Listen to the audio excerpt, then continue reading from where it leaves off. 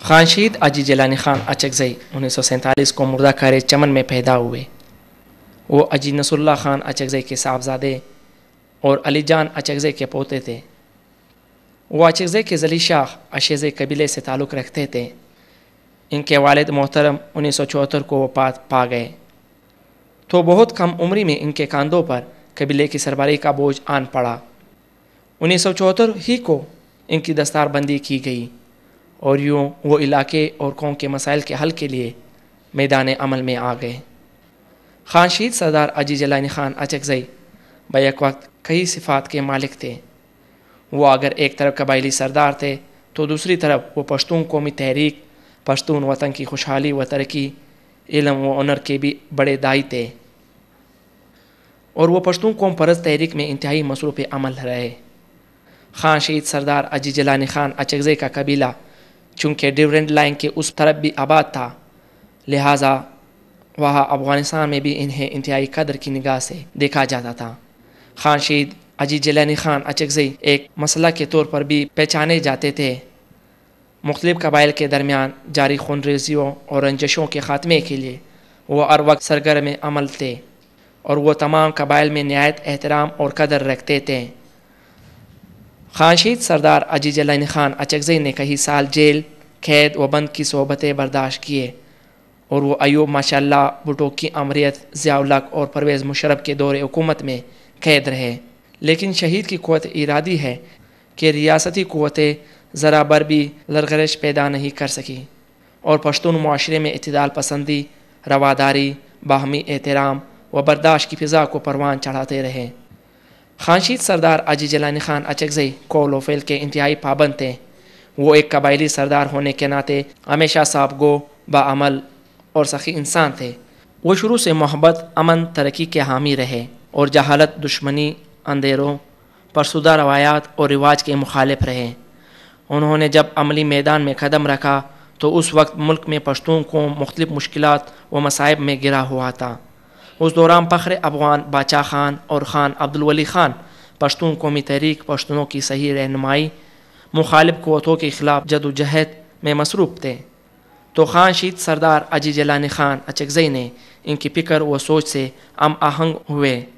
اور ایسے حالات آئے تو وہ مزید جدوجہد اور تحریک کے ساتھ ہوتے چلے گئے۔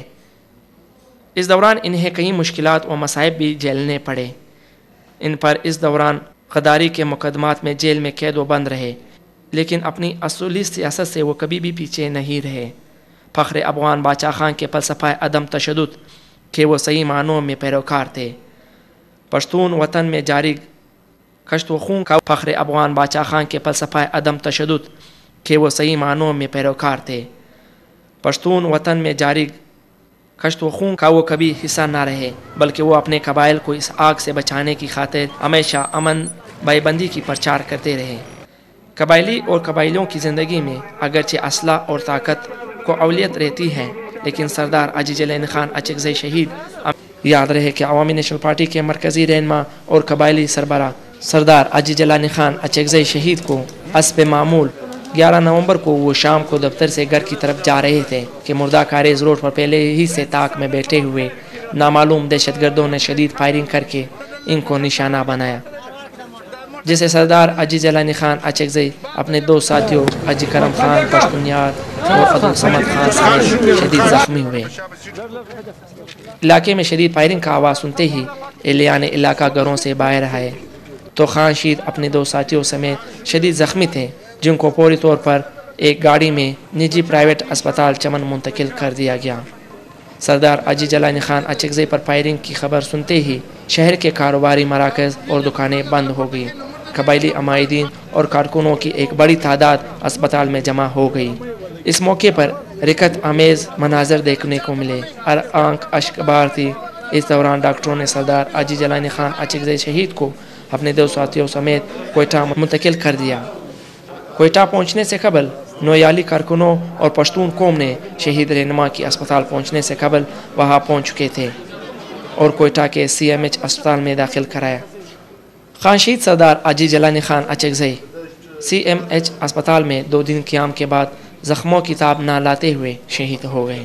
سردار اجی جیلانی خان اچکزئی کی شہادت کی خبر آتے ہی عوامی نیشنل پارٹی کے رہنما اور کارکن بڑی تعداد میں اسپتال پہنچنا شروع ہوئے،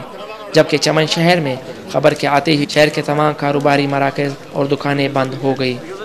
کارکنوں کی ایک بڑی تعداد عوامی نیشنل پارٹی کے ضلعی سیکریٹریٹ کے سامنے جمع ہونا شروع ہوا، جبکہ بعض کارکنوں نے شدید غم میں شہر کے تمام شاہراہوں پر احتجاجاً ٹائر نظر آتش کیے،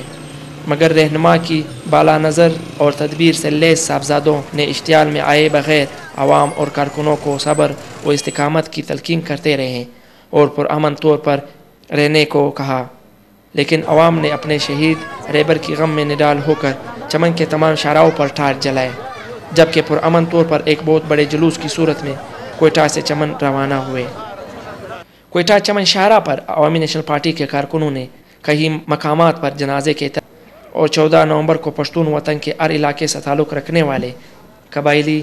سیاسی و مذہبی رہنماؤں، کارکنوں، علماء کرام، وکلاء، سرکاری افسران، طلباء، غرض یہ کہ زندگی کے ہر طبقہ فکر سے تعلق رکھنے والے